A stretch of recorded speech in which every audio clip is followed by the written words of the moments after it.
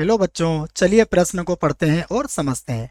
वर्ग का एक विकर्ण 2x प्लस वाई बराबर 6 के अनुदिश है तथा वर्ग का एक शीर्ष 4, 3 है, तो दूसरे विकर्ण का समीकरण ज्ञात कीजिए। ठीक है बच्चों, तो देखिए प्रश्न को हल करते हैं हम।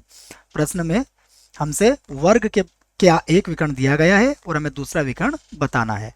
तो हम प्रश्न में सबसे पहले लिखते हैं प्रश्न की मुख्य अवधारणा। ठीक है बच्चों, तो मुख्य अवधारणा में हम दूसरे विकर्ण के बारे में देखेंगे कि दूसरा विकर्ण हम कैसे ज्ञात करेंगे। ठीक है, तो देखो, हमें जानते हैं कि जो वर्ग के विकर्ण होते हैं, वर्ग के विकर्ण, हम लिख लेते हैं इस बात को, वर्ग के विकर्ण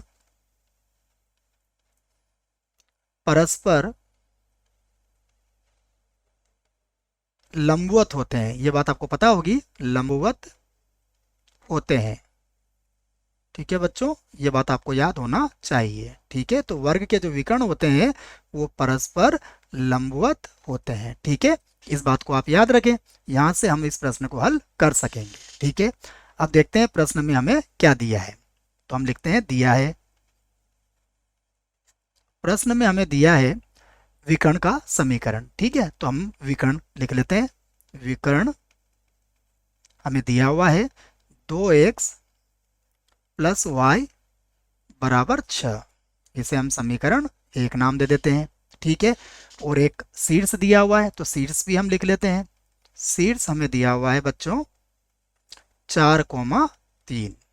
ठीक है, तो अब इस प्रश्न को और अच्छे से समझने के लिए हम लोग एक चित्र बनाते हैं। देखो, हम एक वर्ग बनाते हैं यहाँ पर। तो ये हमने यहाँ पर एक वर्ग बनाया। ठीक है, ये हमारा एक वर्ग हो गया। ये लीजिए बच्चों। ठीक है, अब देखिए, मान लो ये वर्ग है हमारे पास ए बी सी और डी। तो देखो, इसके दो विकर्ण होंगे और दोनों विकर्ण क्या होंगे, एक दूसरे को समकोण पर प्रतिच्छेद करेंगे ना। मैं दोनों विकर्ण इसके बना देता हूँ। ये इसका एक विकर्ण हुआ और ये इसका दूसरा विकर्ण हो गया बच्चों। ठीक है ना, ये थोड़ा रॉन्ग बन गया, इसको सही कर लेते हैं। रुको, ये दूसरा विकर्ण भी हम बना लेते हैं। ठीक है, ये लीजिए। तो दोनों विकर्ण अगर आप देखेंगे तो दोनों विकर्ण कहाँ है, समकोण पर ही प्रतिच्छेद करेंगे। ठीक है, ये हमारे दोनों विकर्ण समकोण पर मिलेंगे। तो यहाँ एंगल कितने का बनेगा, यहाँ कोण कितने का बनेगा, 90 का बनेगा। तो इसमें से देखिए, एक विकर्ण का समीकरण हमें दिया हुआ है और दूसरे विकर्ण का समीकरण हमें ज्ञात करना है। तो देखो, यहाँ पर हम लंबवत की शर्त लगा देंगे। ठीक है बच्चों, तो देखो मैं एक विकर्ण लिख लेता हूँ। मान लो मेरे पास ये विकर्ण नहीं दिया हुआ है 4, 3 वाला, और ये विकर्ण मुझे दिया हुआ है। तो देखो, हम क्या करेंगे, यहाँ पर समीकरण एक की प्रवणता निकालेंगे। समीकरण एक की प्रवणता। ठीक है बच्चों, तो रेखा की प्रवणता कैसे ज्ञात करते हैं, हम इसको हम m1 से व्यक्त कर देंगे। और प्रवणता कैसे ज्ञात करते हैं, माइनस एक्स का गुणांक। तो माइनस एक्स का गुणांक कितना है, यहाँ पर 2, और बटे में आता है y का गुणांक। तो y का गुणांक कितना है, 1। तो ये हमारे पास हो गया m1 बराबर -2। ठीक है बच्चों, अब देखो हमारे पास यहाँ, या फिर हम कहेंगे यदि विकर्ण जो हमारा AC है वो लंबवत है किसके, BD के लंबवत है। देख लो आप डायग्राम में या चित्र में देख सकते हो आप, लंबवत है। तो हम इस बात को कह सकते हैं कि इनकी जो प्रवणता होगी उनका गुणनफल क्या होगा। तो इनकी प्रवणता m1 गुणा m2 बराबर कितनी होगी, -1 होगी। तो यहां से देखो आप, m2 बराबर कितना हो जाएगा, -1/m1। तो ये हमारे पास -2 था, तो m2 कितना आ गया हमारे पास, 1/2 आ गया। ठीक है, अब देखो ये विकर्ण कहाँ से गुजरता है, 4, 3 से। तो 4, 3 से जाने वाली रेखा का समीकरण हम ज्ञात कर सकते हैं। तो अब देखो, 4, 3 से जाने वाली,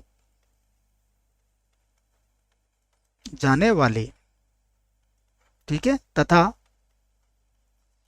ढाल या प्रवणता जो भी बोलते हैं आप, ढाल कितना है हमारे पास, देखो ढाल कितनी आई थी हमारे पास, प्रवणता 1/2। तो ढाल 1/2,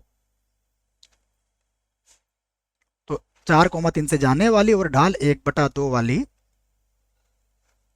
रेखा का समीकरण हम लिख सकते हैं। ठीक है बच्चों, रेखा का समीकरण जो क्या होगा, हमारा दूसरा विकर्ण होगा। ठीक है, तो इसका सूत्र क्या होता है बच्चों, ये होता है y माइनस वाई वन बराबर m कोष्टक x माइनस x1। तो इस सूत्र की सहायता से हम लोग इसको हल कर लेंगे। ठीक है, अब देखो मान रख लेते हैं। तो हमारे पास क्या बनेगा, y माइनस वाई वन कितना हो जाएगा 3, और उसके बाद देखो m का मान कितना है हमारे पास 1/2 है, और x माइनस x1 कितना है हमारे पास 4 है। यहाँ देखो 2 से गुणा कर लो इसको, तो ये हो जाएगा 2y माइनस 6, और ये हो जाएगा x माइनस 4। ठीक है, अब 2y को और 6 को बराबर के आप इधर ले आओ, तो ये हो जाएगा x माइनस का 2y और प्लस का हो जाएगा 2 बराबर 0। तो ये हमारा क्या है, दूसरा विकर्ण, जो कि क्या कहेंगे हम, वर्ग का दूसरा विकर्ण है, लिख सकते हैं हम, ये वर्ग का दूसरा विकर्ण है।